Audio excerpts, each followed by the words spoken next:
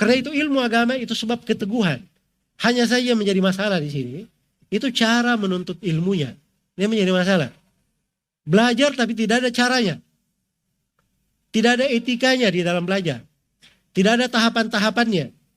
Ya, tidak ada tahapan-tahapannya. Tidak tahu ilmu apa yang dipelajari. Ya. Kan banyak istilah-istilah hijrah sekarang ya. Masya Allah. Semangat-semangat hijrah. Ya. Dan saya ini sudah lama melihat.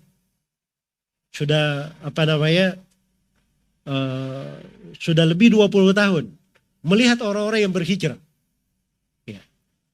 Dan saya lihat orang-orang yang istiqamah itu orang-orang yang belajar benar.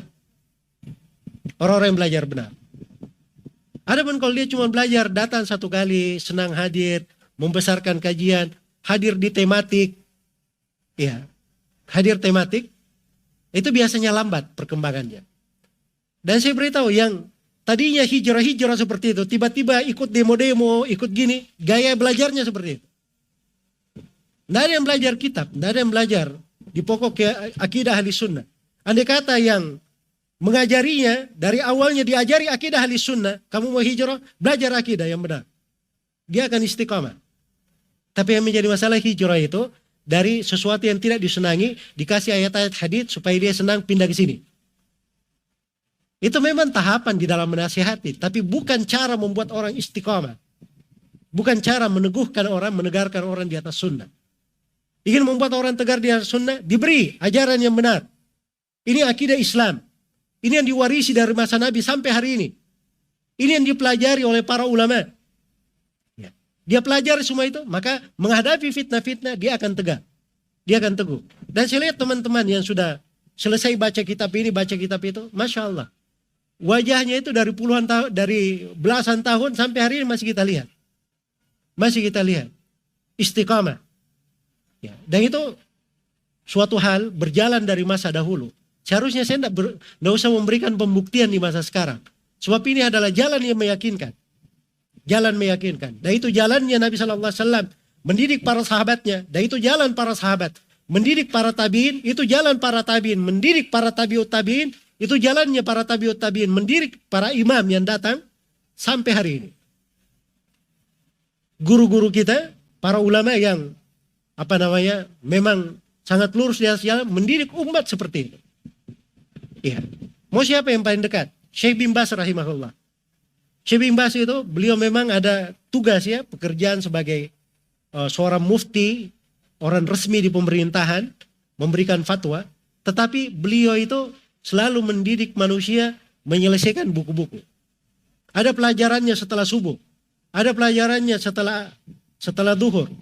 Ada pelajarannya setelah asar. Ada pelajarannya antara maghrib isya. Ya. Lebih menakjubkan lagi gurunya Syekh bin Baz.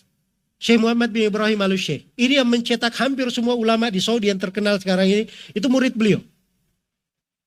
Duduk dari habis subuh sampai jam 8 pagi. Dari jam 11 sampai ke duhur. Dari asar sampai ke maghrib. Sampai ke maghrib. Kemudian antara maghrib dan isya. Dalam satu hari belasan buku yang beliau jelaskan. Kerjanya cuma itu saja. Tapi lihat hasilnya. Nah, itu sebenarnya ketegaran di atas sunnah itu seperti itu. Itu ketegaran di atas sunnah. Hasilnya jelas. Tapi kalau hanya sekedar bikin kajian, bikin ini banyak yang hadir, ya, itu belum tentu sebuah ciri. Belum tentu sebuah ciri. Karena itu di masa dahulu itu yang hadir kajian ribuan orang, itu sudah ada di masa para sahabat. Tapi begitu para sahabat terapkan metode mereka, yang tegar itulah yang tegar di atas sunnah. Pernah suatu hari, kalau saya nggak salah, Salman Al-Farisi radhiyallahu ta'ala anhu, beliau masuk ke sebuah negeri. Begitu dengar sahabat datang, berkumpul manusia seperti lautan di masjid itu. Maka Salman Al-Farisi membuka tafsir surah Yusuf. Ini sudah materi pelajaran yang paling ringan dan paling indahnya ini. Sebab surah Yusuf itu berbagai kandungan, kisah yang paling indah di dalamnya. Begitu beliau tafsirkan, mulai bubar orang-orang itu. Sampai sedikit yang duduk di depan beliau. Ya, sedikit yang duduk di depan beliau. Ini karena mereka nggak paham bagaimana cara belajar itu. Bagaimana ilmu yang sebenarnya. Bagaimana ilmu yang sebenarnya. Justru orang-orang yang tegar di atas sunnah itu dia sudah tahu jalannya. Untuk tegar di atas sunnah dalam belajar itu dia mengerti jalannya kayak gimana. Ilmu yang pokok yang menjadi tujuan untuk dipelajari itu ada 4. Yang pertama ilmu akidah. Dan akidah ini tidak ada silang pendapat, terwarisi dari masa ke masa.